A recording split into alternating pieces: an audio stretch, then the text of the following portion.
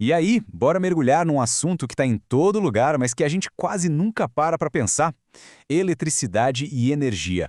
Vamos descobrir juntos como tudo funciona desde o átomo, lá no nível micro, até a tomada na parede de casa. Olha só o nosso caminho de hoje. A gente vai começar do básico, tipo, o que é eletricidade? Depois, a gente entra em corrente, tensão e como um circuito funciona, sabe? Daí, a gente decifra a famosa lei de Ohm e, para fechar, um papo super importante sobre os perigos do curto-circuito. Fechado? Então, bora lá. Beleza, vamos começar pelo começo mesmo. O que é essa força invisível que está por trás de quase tudo na nossa vida, né? É aqui que a gente vai achar a faísca que dá o start em toda essa conversa. Pode parecer uma pergunta boba, né? O que é eletricidade? Mas olha, a resposta para isso é simplesmente a base de toda a tecnologia que a gente usa hoje. Então, vamos lá. O que é, afinal, essa força? Bom, se a gente for pegar a definição de livro, eletricidade é isso aí, a parte da física que estuda as cargas elétricas. E, pensa bem, isso vai desde aquela eletricidade estática que dá choque na gente com as cargas paradinhas, até a corrente elétrica que liga a nossa casa, com as cargas a todo vapor. E para essa história toda acontecer, a gente precisa de um herói, e o nosso herói é o elétron, essa partículazinha minúscula de carga negativa que fica girando em volta do núcleo do átomo. Pode acreditar, ele é o responsável por quase tudo que a gente chama de eletricidade.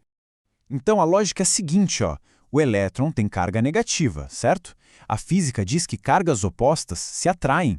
Então ele é naturalmente empurrado para longe do polo negativo e puxado em direção ao polo positivo. Quando a gente consegue organizar um monte de elétrons para fazer esse caminho, todos juntinhos em ordem, pronto, a gente criou uma corrente elétrica.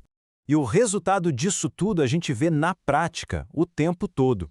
Esse desfile de elétrons, que é a corrente elétrica, é o que faz o trabalho pesado. É o que acende a lâmpada, liga o motor, carrega o celular, tudo isso. Beleza, já entendemos de onde vem a mágica. Agora, como é que a gente controla e mede isso? É aí que entram dois conceitos-chave: corrente e tensão. Bora ver como a gente coloca essa energia para trabalhar de verdade. Ok, então existem basicamente dois sabores de corrente elétrica. A primeira é a corrente contínua, ou CC. Pensa nela como uma avenida de mão única. Os elétrons só vão para um lado, sempre na mesma direção. Já a outra é a corrente alternada, a CA. Essa é mais agitada. Os elétrons ficam indo e vindo, mudando de direção o tempo todo, numa espécie de dança. Para ficar super claro, a energia que chega na tomada de casa é corrente alternada. Ela é ótima para viajar por distâncias enormes, sabe? Agora, a energia de uma pilha, da bateria do notebook, isso é corrente contínua. Ela é perfeita para alimentar os circuitos mais delicados dos nossos aparelhos. Essa imagem aqui é genial para entender o trio parada dura da eletricidade. Imagina só, a tensão que a gente mede em volts é o cara fortão que está empurrando os elétrons. A corrente, medida em amperes, é o fluxo em si, a galera passando. E a resistência em ohms é o carinha ali apertando o fio, tentando dificultar a passagem. É exatamente isso. Certo, já temos o fluxo e as forças por trás dele. Mas por onde esses elétrons viajam? Chegou a hora da gente dar uma olhada na anatomia de um circuito, que é basicamente a autoestrada da eletricidade. É bem simples, na verdade. Um circuito é um caminho fechado, um loop. A ideia é que a corrente elétrica precisa sair da fonte de energia, passar por todos os componentes que precisam dela e, no final, voltar para a fonte. Se o caminho estiver aberto em algum ponto, nada funciona.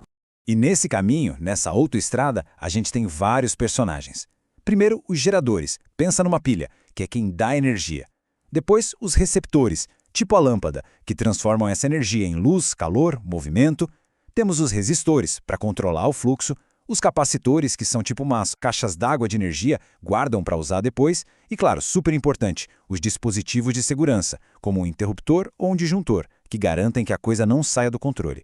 Com tanta coisa acontecendo ao mesmo tempo, a gente precisa de regras, né, para saber como tudo isso vai se comportar. E a regra de ouro, a lei mais fundamental da eletricidade, é a lei de Ohm. A lei de Ohm é basicamente uma fórmula matemática, mas ela é super poderosa. Ela mostra a relação entre aquelas três coisas que a gente viu: tensão, corrente e resistência. Resumindo, ela diz que a tensão é igual à corrente vezes a resistência. O legal disso, se a gente sabe dois desses valores, a gente sempre consegue descobrir o terceiro. É como um quebra-cabeça. Ah, e um detalhe rapidinho, mas que ajuda muito. Em eletrônica, os números podem ser gigantescos ou minúsculos. Então, para não ficar escrevendo um monte de zeros, a gente usa prefixos. Quilo para 1000, mega para milhão, mili para uma parte de 1000. É só um jeito de deixar as contas mais fáceis. Então vamos fazer um teste rápido. Imagina aí, a gente tem uma fonte de 9 volts ligada num circuito. A gente mede a corrente e descobre que estão passando 2 amperes. A pergunta é, qual é a resistência desse circuito? Moleza! Usando a lei de Ohm, a gente só precisa mudar a fórmula de lugar. Resistência é igual a tensão dividida pela corrente. Então, 9 volts dividido por 2 amperes dá 4,5 ohms. Viu só? Simples assim. Com isso, a gente consegue prever exatamente como o circuito vai se comportar. Tá, mas e quando as coisas dão errado? O que acontece quando todo esse fluxo organizado vira uma bagunça? É disso que a gente vai falar agora no nosso último tópico, o famoso e perigoso curto-circuito. Pensa assim, o curto-circuito é quando a corrente elétrica acha um atalho, um caminho bem mais fácil, sem quase nada de resistência para atrapalhar. Sem ninguém para segurar, o fluxo de elétrons vira uma avalanche, a corrente dispara e o fio esquenta muito. Então, para resumir a ópera, a corrente acha um caminho livre, o fluxo de elétrons explode e isso gera um calor absurdo. É daí que vem os incêndios elétricos. E é exatamente para isso que servem os disjuntores e fusíveis que a gente tem em casa. Eles são seguranças da festa. Sentiram que a coisa está saindo do controle, eles vão lá e desligam tudo antes que dê um problema sério. No fim das contas, entender tudo isso, desde o elétron lá no comecinho até a lei de Ohm e os perigos do curto-circuito, isso não é só teoria, né? É a base para a gente criar qualquer tecnologia nova. Então a pergunta que fica é, agora que a gente conhece as regras do jogo, como é que a gente usa esse poder para construir e inovar, mas sempre com segurança?